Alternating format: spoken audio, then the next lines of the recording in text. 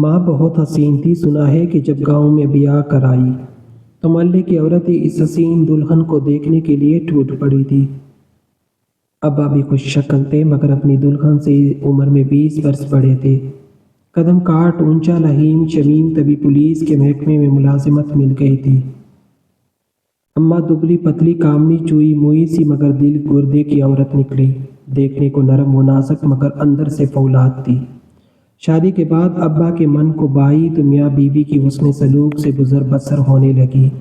1 سال بعد جب کہ میں پیدا ہو چکی تھی ابا والدہ کے میکے انہیں لینے آئے۔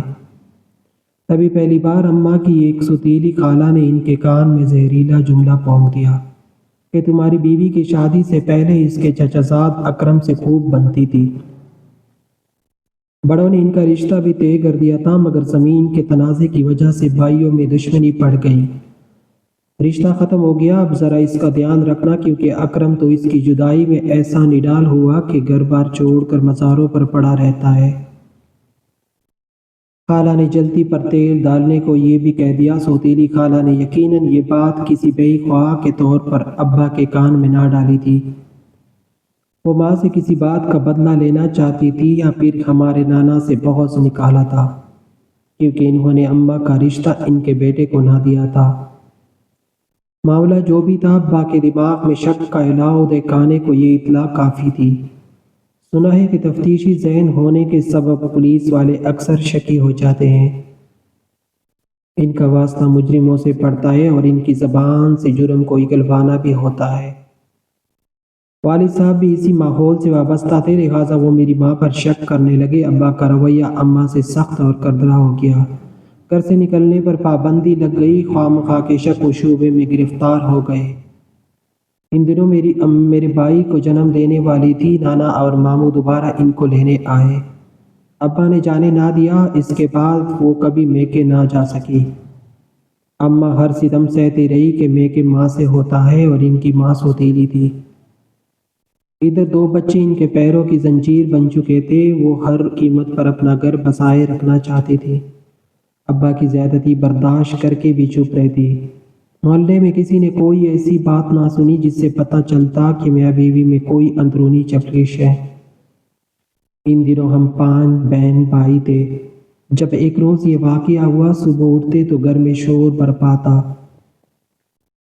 ماں چیخ رہی تھی اور والد ان پر تشدد کر رہے تھے۔ انہوں نے مٹی کا تیل چھڑک کر انہیں جلانے کی کوشش کی تو وہ خوف سے بھاگ کر پڑوس میں چلی گئی۔ ان کی حالت بہت خراب تھی۔ ابا نے انہیں بہت زیادہ کوپ کیا تھا۔ زخمی حالت میں پڑوسی ان کو اسپتال لے گئے۔ انہیں اماں سے ہمدردی تھی کیونکہ شادی کے 12 برس تک انہوں نے ہر حال میں نبھا کیا تھا۔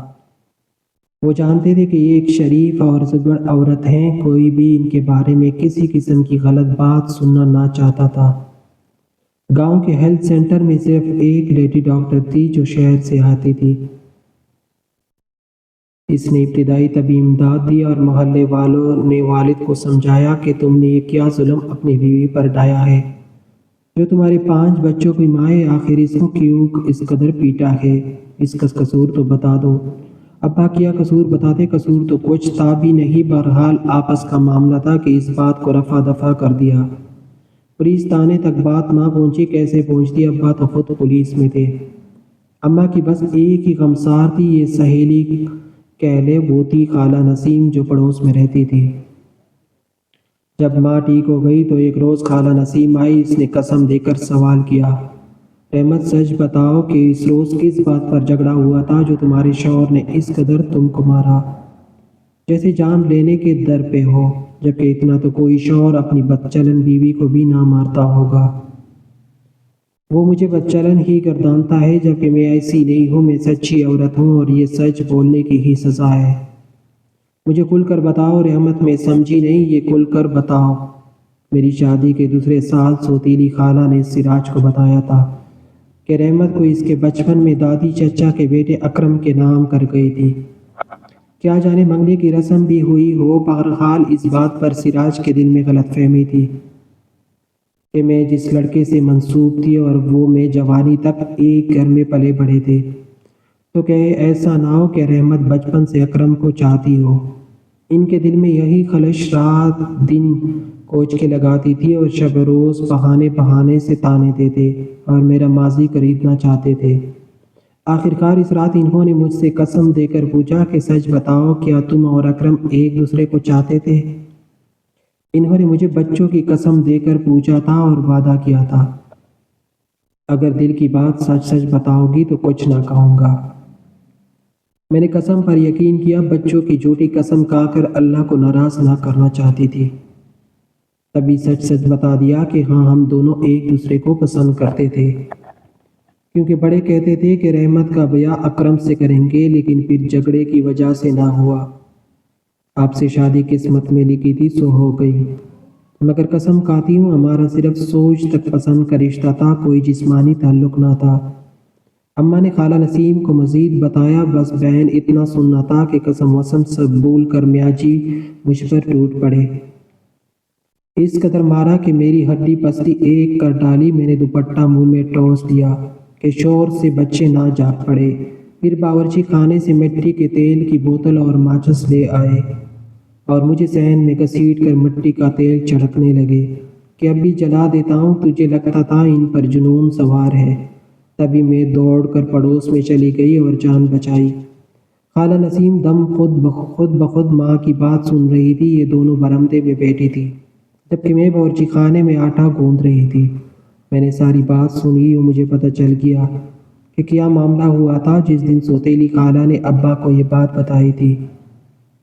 اس دن کے بعد سے 12 سال تک ماں دوبارہ میکے نہ گئی تھی، کبھی گھر سے قدم نہ نکالا۔ اس پر بھی تانے نیشنے اور شوہر کی نظرت اماں کا مقدر بن گئی۔ حالانکہ میری ماں نے گھر بار اور اپنے بچوں سے ٹوٹ کر محبت کی تھی، شوہر کی وفادار خدمت گزار رہی، اطاعت میں کبھی کمی نہ لائی تھی۔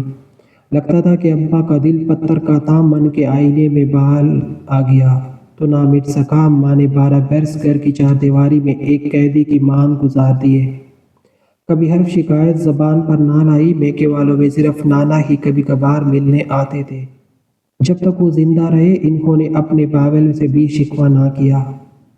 مجھے تو لگتا تھا میری ماں اپنے چچا زاد کو بھول بھال گئی تھی، لیکن یہ ابا کے ذہن کی خرابی تھی کہ وہ ہر لمحہ ان کا بھلا ہوا ماضی یاد کراتے رہتے تھے، جبکہ ماں کی کمزوری ان کے بچے تھے۔ ہم سے اماں ولغانہ پیار کرتی تھی اور ایک لمحہ کو نظروں سے اوجھل نہ ہونے دیتی۔ ہماری خاطر ہماری پیاری ماں نے ہر ظلم برداشت کیا تھا۔ ابا عجلت سوچ کے آدمی تھے، یوں تو نارمل انسان لگتے تھے، خوب جانتے تھے ان کی بیوی ایک شریف عورت ہے اور کسی سے اس عورت کا بھی نامہ تعلق نہیں رہا ہے۔ وہ کبھی گھر سے باہر جاتی ہی نہ تھی، اڑوس پڑوس سے کوئی عورت خود گھر کے اندر آ کر مل جاتی تو اخلاق سے پیش آتی، مگر ابا شکی آدمی تھے۔ شاید ان کے ذہن سے یہ بات چپک کر گئی تھی کہ ان کی بیوی کے عشق میں اکرم دیوانہ تھا، تو ضرور رحمت بھی اس کو اتنا ہی چاہتی ہوگی۔ یہ کوئی ایسی قابل تعزیز بات تو نہ تھی کہ اکرم سے بزرگوں نے شادی طے کر رکھی تھی۔ شادی سے قبل منسوب ہو جانے پر لڑکے یا لڑکی کے دل میں پسندیدگی کے جذبات جنم لے لیتے ہیں، مگر یہ کوئی ایسا جرم تو نہیں کہ جس کی سزا کسی کو عمر بھر ملتی رہے۔ ماں کو مگر اس بات کی سزا عمر بھر ملتی رہی، ان کو ابا نے ساری زندگی سولی پر لٹکائے رکھا۔ ہر بات پر، ہر روز، ہر گھڑی یہی تانا کہ تم تو شادی سے پہلے کسی کو چاہتی تھی، تم میری کب ہو؟ یہ تو بچوں کی وجہ سے تم نے مجھے برداشت کیا ہوا ہے۔ یہ حقیقت تھی، ہماری محبت بھی ماں کے پیروں کی زنجیر بنی ہوئی تھی، کیونکہ ہمارے بغیر ایک منٹ نہ رہ سکتی تھی۔ جب تک ہم چھوٹے تھے ماں اور باپ کے درمیان اس جھگڑے کو نہ سمجھ سکے۔ جب ذرا سمجھ آئی، اس معاملے کو سمجھنے لگے، بچپن میں تو ایک نامعلوم وجہ کے باعث ہر وقت کی کشیدگی اور جھگڑا دیکھا تھا، تبھی سخت کوفت اور الجھن ہوتی۔ ماں اور باپ کے درمیان تناؤ سے بچوں کو کتنی چینی اذیت ہوتی تھی، یہ کوئی کیا جانے۔ میرے دوسرے بہن بھائی اب اتنے باشعور ہو گئے تھے کہ اس جھگڑے کا سب جاننے کی صحیح کرتے۔ ایک روز ماں نے تنگ آ کر کہہ دیا کہ مجھ سے مت پوچھا کرو، اپنے باپ سے پوچھو، کیوں اس نے گھر کو جہنم بنا رکھا ہے، کیوں مجھ سے جھگڑا کرتا رہتا ہے۔ تبھی ابو نے ہم بچوں کو ایک نہایت بھیانک قسم کی کہانی سنائی کہ شادی سے قبل تمہاری ماں کا کردار ٹھیک نہ تھا، یہ اچھی عورت نہیں، اس کو اپنے منگیتر اکرم سے پیار تھا جو اس کے عشق میں فقیر بن گیا ہے اور مزار پر پڑا رہتا ہے۔ گاؤں میں آج بھی وہ رحمت کے عشق کا زندہ اشتہار ہے۔ اس کے بعد ابا کا حجاب جاتا رہا۔ وہ نہایت بیہودہ اور لچر قسم کے الزامات ہم بچوں کے سامنے ہماری ماں پر لگاتے، ہمارے روبرو سابقہ منگیتر کے طعنے دے کر اپنی بیوی کو شرمندہ کرتے۔ ان دنوں ہماری کچی عمریں تھی اور لڑکاپن کا دور تھا، اس لیے اچھے برے کی تمیز بھی نہیں آئی تھی۔ ہم بات کا ویسا ہی اثر قبول کر لیتے تھے جیسی بات ہم سے کہی جاتی تھی۔ بس میرے چاروں بہن بھائیوں نے باپ کی باتوں کا گہرا اثر کیا۔ خاص طور پر میرے بعد والے بھائی بہرام نے رفتہ رفتہ میرے بھائی کے شعور میں وہ زہر سریت کر گیا جو والد نے اس کے کچے ذہن میں گھول دیا تھا۔ تمہاری ماں اچھی عورت نہیں ہے، تمہاری ماں کا کوئی یار بھی ہے جو اس کے عشق میں پاگل پھرتا ہے۔ اپنی ماں کے لیے ایسی باتیں سننا اور برداشت کرنا کسی بھی نوجوان کے لیے آسان نہیں، لہٰذا اس کے دل میں اندر ہی اندر ایک لاوا پکنے لگا۔ ماں بیچاری جیتتی تھی نہ مرتی تھی۔ اولاد اب جوان ہو رہی تھی، وہ اولاد کے سامنے اپنی صفائی بھی پیش نہ کر سکتی تھی، اور کسی بات کی صفائی پیش کرتی جس نے کوئی قصور ہی نہ کیا ہو، وہ کیا اپنی صفائی پیش کرے میں البتہ سمجھتی تھی کہ میری ماں بے قصور ہے۔ ابا کی تو عادت تھی ہر وقت کسی کو مجرم ٹھہرانے کی، مگر وہ اس بات کا احساس نہ کر سکے کہ باپ کا ماں کے خلاف غلط اور زہریلا قسم کا پروپیگنڈا ان کے بچوں پر کیسے منفی اثرات مرتب کرے گا۔ ہم سارے ہمیشہ کے لیے اپنے والدین سے منتظر ہو رہے تھے۔ یہی نہیں، گھر میں ایک پیار و محبت اور اعتماد کی جو فضا ہوتی ہے وہ ہلاکت میں پڑ چکی تھی۔ افسوس، پھر ہم بچے پیار برے رشتوں کے اعتماد سے عاری رہ گئے جو ایک پرسکون گھر میں پرورش پانے والے بچوں کے مابین قائم ہوتا ہے۔ ہم ماں باپ سے ہی نہیں، آپس میں بھی ایک دوسرے سے منتظر ہوتے گئے۔ کسی رشتے پر اعتماد نہ رہا، کسی سے پیار نہ رہا۔ دراصل ہم سب ذہنی کرب، کشمکش اور انتشار کے کانٹوں میں پھنس کر بڑے ہوئے تھے۔ ابا کو تو بالکل بھی اس بات کی سمجھ نہ تھی کہ ان کے اس غلط قسم کے رویے سے ان کو اپنی اولاد کا کس قدر نقصان ہو جائے گا۔ ہم تو ذہنی اور روحانی طور پر کھوکھلے اور کنگال ہو گئے۔ میرے دوسرے بہن بھائی ماں اور باپ دونوں کے نہ رہے، جبکہ میں ماں سے کچھ ہمدردی دل میں رکھتی تھی۔ ان دنوں میرے بھائی بہرام کی عمر 16-17 برس تھی جب یہ حادثہ ہوا۔ ایک روز والد ڈیوٹی سے گھر آئے تو اماں سے مخاطب ہوئے کہ آج اس منحوس اکرم کا دیدار ہو گیا ہے جو تمہارے عشق میں پاگل ہو کر ملنگ بن گیا۔ تمہارے میکے کے گاؤں جانا ہوا تھا، وہاں کوئی قتل ہو گیا تھا، اس سلسلے میں گیا تھا۔ تانے میں کچھ نیشئی بھی لائے گئے تھے، ان میں اکرم بھی تھا جس کو نیشے کرنے کی وجہ سے جکڑنے پر پولیس پکڑا لائی تھی۔ میں نے تو چتر لگوا کر اس پر اپنا ہی کام تمام کر دیا، مگر میرے دل میں جو آگ بھڑکتی ہے وہ پھر بھی ٹھنڈی نہیں ہوتی ہے۔ اماں تو صدا کی بے زبان تھی، ہر بات کا جواب خاموشی میں دیا کرتی تھی۔ آج بھی کچھ نہ بولی، جیسے ان کو اس بات سے کوئی تعلق نہ ہو۔ والد کو ان کی خاموشی کھل گئی اور زیادہ تیز دلوانے کے اول پھول بکنے لگے کہ یار سے اتنی بھی ہمدردی نہیں جو اس کی موت پر ایک آنسو ہی گرا دو۔ یہ کیسی محبت ہے تمہاری، تیرا یار تو ملنگ بنا پھرتا تھا، اور یہ کیسی محبت ہے تمہاری، اس پر اماں سے سک کر رونے لگی۔ ظاہر ہے جوان اولاد کے سامنے اتنی اخانت کون عورت سہ سکتی ہے۔ وہ تو اپنی بدنصیبی پر روئی۔ ابا نے ابرام کو پکارا، دیکھا بیٹا کیسے تیری ماں اپنے یار کے مرنے کا سن کر مابین کرنے کو ہے، پھوٹ پھوٹ کر رو رہی ہے۔ بھائی پاس ہی بیٹا اپنا جوتا پالش کر رہا تھا۔ اس کی عمر ایسی تھی کہ جس میں ہوش کے بجائے جوش کا زیادہ دخل ہوتا ہے، سو وہ ابا کی باتوں پر یکدم سخت پیش میں آ گیا۔ مکان کے انداز میں اٹھا اور منہ سے ایک لفظ نکالے بغیر ابا کا پستول نکال کر لے آیا اور اندھا دھند فائرنگ کھول دیا۔ ماں کی کھوپڑی کے ٹکڑے اڑ کر دور جا پڑے۔ جب وہ خون میں لپٹ کر گر گئی تو اس نے اپنا رخ ابا کی طرف کر لیا اور ان کے ساتھ بھی یہی سلوک کیا۔ ہم نے جو یہ منظر دیکھا تو خوف سے کمرے میں گھس کر چاروں نے اندر سے کنڈی لگائی۔ اس قدر خوفناک منظر تھا کہ میری چھوٹی بہن بے ہوش ہو گئی اور چھوٹے بھائی کو بھی گگی بند ہو گئی۔ فائر کی آواز پر پڑوسی آ گئے اور سین میں جان کا ایسا منظر خدا کسی کو نہ دکھائے۔ انہوں نے پولیس کو اطلاع کی۔ بھائی نے رضاکارانہ طور پر خود کو پولیس کے حوالے کر دیا۔ میرا کم السن بھائی، جس کے ذہن میں بچپن سے ابا کی نادانی نے زہر بھرا تھا، جیل کی آنی سلاخوں کے پیچھے چلا گیا۔ کئی دنوں تک ہم ڈرے سہمے رہے، پھر ہم کو چچا اپنے گھر لے آئے۔ میری شادی اپنے بیٹے سے کر دی۔ میری عمر 18 کے لگ بھگ تھی اور خاصی سمجھدار تھی۔ بھائی تو جیل جا چکا تھا، باقی 2 بہنیں تھیں اور ایک بھائی چھوٹے چاچا کے گھر میں رہنے لگے۔ ماں کی وفات کا غم تھا، ابا کا بھی دکھ تھا۔ ماں تو ایسے شکنجے سے نجات پا چکی تھی جو ان کو ہمت وقت جان کنی کے عذاب میں مبتلا رکھتا تھا۔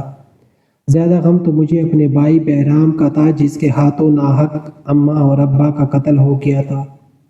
ماں باپ کے ساتھ زندگی پریشان کن تھی تو ان کے بعد بھی عذاب تھی۔ میں تو پھر اپنے گھر میں سکی تھی۔ چچی کے ہاتھوں میرے بھائی بہن خوار ہو گئے۔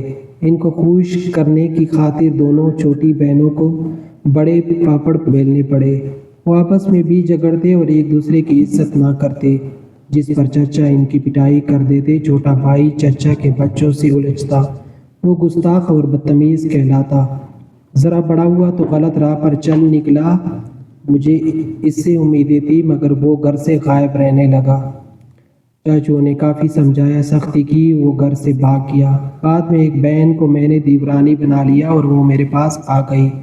چھوٹی کو چاچا نے دوسرے گاؤں بھیج دیا، مگر وہ شادی کے 3 سال بعد طلاق لے کر لوٹ آئی۔ اس کی دونوں بچیوں کو سسرال والوں نے رکھ لیا، جس پر وہ ہر وقت رویا کرتی تھی۔ ایسے ماں باپ کے بعد اولاد کا حشر برا ہوتا ہے، جن کے گھر لڑائی جھگڑا رہتا ہے۔ عورت جتنی کوشش کرے اولاد کی خاطر قربانیاں دے یا اس کی اچھی پرورش کرنے کی صحیح کرے، جب تک باپ ساتھ نہ دے اکیلی ماں اولاد کی زندگی نہیں سدھار سکتی۔ ہماری ماں تو بیچاری شوہر کے شک و شبہ کی نظر ہو گئی۔ ہماری بدقسمتی نے ان تمام مصائب کے بعد بھی ہمارا پہچانا نہ چھوڑا، اور ستم در ستم یہ ہوا کہ میرا دیور، جس کی شادی میری بہن کے ساتھ ہوئی تھی، وہ بھی شادی کے چند سال بعد میری بہن پر شک کرنے لگا اور اسی روش پر چل پڑا جس پر میرے والد تمام عمر چلتے رہے اور میری والدہ کو اپنے ستم کا نشانہ بناتے رہے۔ یہ خون کا اثر تھا یا کچھ اور؟ کیونکہ تھا تو میرے والد کا بھتیجا، اس نے بھی میری بہن کی زندگی کو جہنم بنانے میں کوئی کسر نہ اٹھا رکھی۔ وہ اس ہر وقت یہی طعنے دیتا کہ تو بدچلن ماں کی بیٹی ہے اور خود بھی بد کردار ہے۔ میری بہن بے قصور تھی اور حساس بھی زیادہ۔ دیر یہ ستم نہ رہ سکی اور اس نے کیڑے مار دوائی کھا کر خودکشی کر لی۔ والدین کے بعد تمام بہن بھائیوں کا دکھ دل میں لیے جی رہی ہوں اور اپنے گھر میں خوش ہونے کے باوجود اداسی کے حصار میں گڑی رہتی ہوں۔